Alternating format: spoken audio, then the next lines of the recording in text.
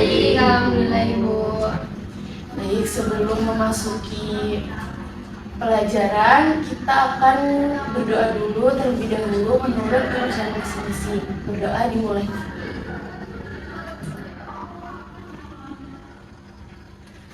Berdoa selesai.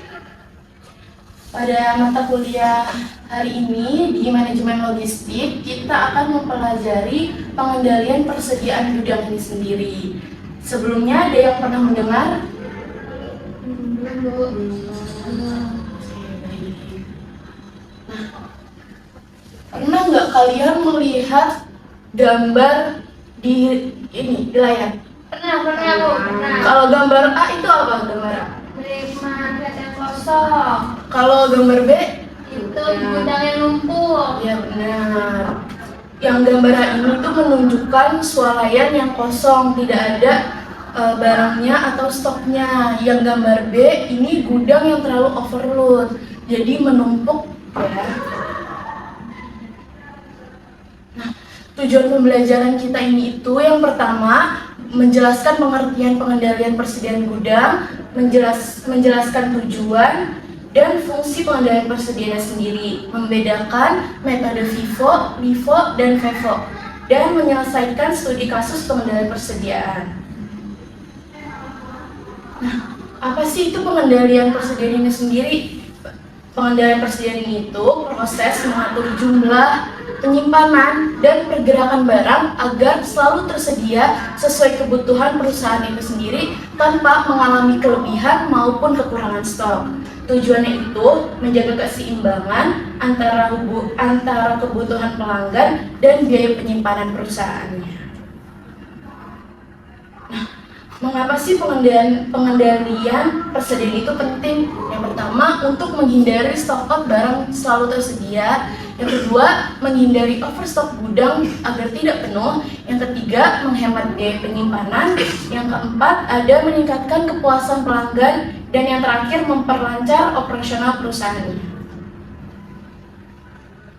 Nah, jenis persediaan ini itu dibagi menjadi 4. Yang pertama, bahan baku. Bahan baku itu contohnya seperti tepung terigu, kain, kayu. Yang kedua, itu ada barang dalam proses. Barang yang diproses sebelum barang itu jadi. Yang ketiga, ada barang jadi. Dan yang terakhir, ada barang pendukung. Barang pendukung ini tuh contohnya seperti kardus, plastik, ataupun label nama.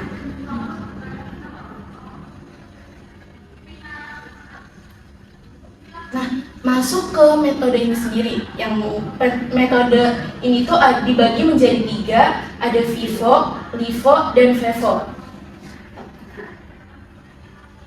Nah, yang pertama FIFO. FIFO ini itu first in, first out. Jadi barang yang pertama keluar, maka barang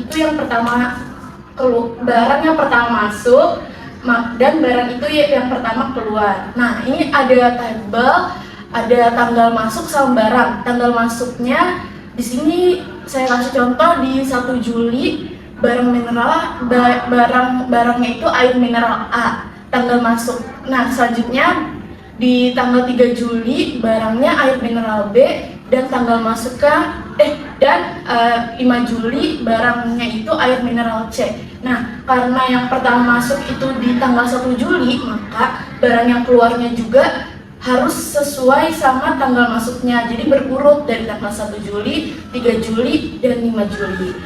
Nah, FIFO ini itu cocok digunain buat makanan, minuman, produk sehari-hari, ataupun barang yang memiliki masa simpannya. Nah, yang kedua ada LIFO. LIFO ini itu last in, first out. Beda ya sama yang tadi, kan kalau yang tadi barang pertama masuk, barang pertama keluar. Nah, kalau LIFO ini itu barang terakhir masuk, terus barang yang pertama keluar. Nah, ini contohnya seperti semen A tanggal masuknya tanggal 1 Juli, semen B di 3 Juli, semen C di 5 Juli. Nah, maka barang yang keluar duluan itu ada di semen C di tanggal 5 Juli. Lalu berurut sesuai tanggalnya. Nah, si LIFO ini itu dicocok digunain buat barang yang nggak mudah rusak atau kadaluarsa. Misalnya bahan bangunan atau material tertentu. Nah, yang ketiga ada FIFO. FIFO ini tuh first expired, first out. Jadi barang yang pertama kadaluarsa, maka itu barang yang pertama keluar. Ini tuh nggak sesuai sama barang yang pertama, jadi sesuainya itu sama barang tanggal kadaluarsanya sendiri. Di tabel ini ada barangan, contohnya susu A, tanggal masuknya 5 Juli, kadaluarsanya di 20 Juli. Yang kedua, susu B, tanggal masuk ke 1 Juli, kadaluarsanya 15 Juli. Maka yang pertama keluar itu susu B, karena kadaluarsanya lebih dulu daripada susu A. Cocok ini, FIFO ini itu cocok digunain buat obat-obatan, makanan, minuman, kosmetik, ataupun produk kesehatan lainnya. Nah, apa sih stock of name itu? Stock of name itu adalah kegiatan mencocokkan jumlah barang secara fisik dengan data yang terdapat pada sistem atau pencatatan perusahaan itu sendiri. Tujuannya itu mengetahui selisih stok, mengurangi kehilangan barang, dan memastikan data stok itu akurat.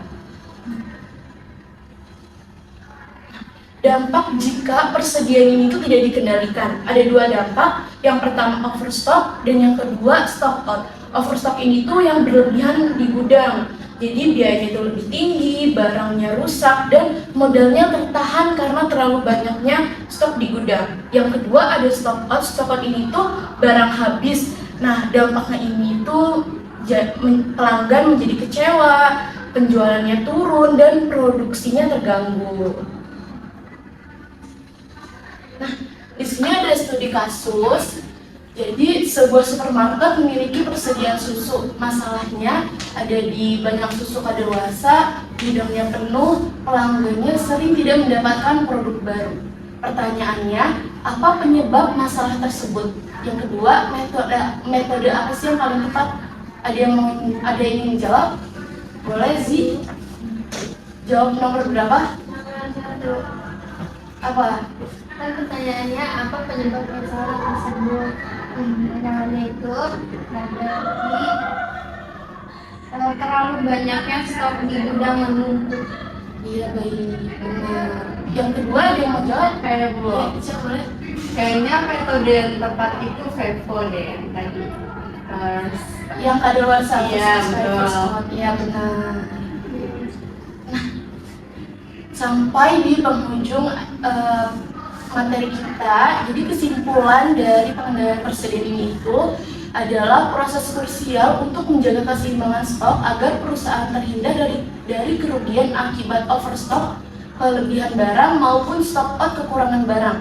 Efisiensi ini itu dicapai melalui pencatatan fisik rutin stok of name serta penerapan metode alur barang yang tepat sesuai jenis produknya, yaitu FIFO untuk barang harian, LIFO untuk bahan tahan lama, dan FIFO untuk produk dengan masa kadaluarsanya sendiri. Seperti pada studi kasus supermarket susu yang wajib menggunakan FIFO agar produk tidak membusuk akibat salah pengelolaan. Jadi, terima kasih atas partisipasi kalian dalam materi pada kali ini. Saya ucapkan terima kasih. Wassalamualaikum warahmatullahi wabarakatuh.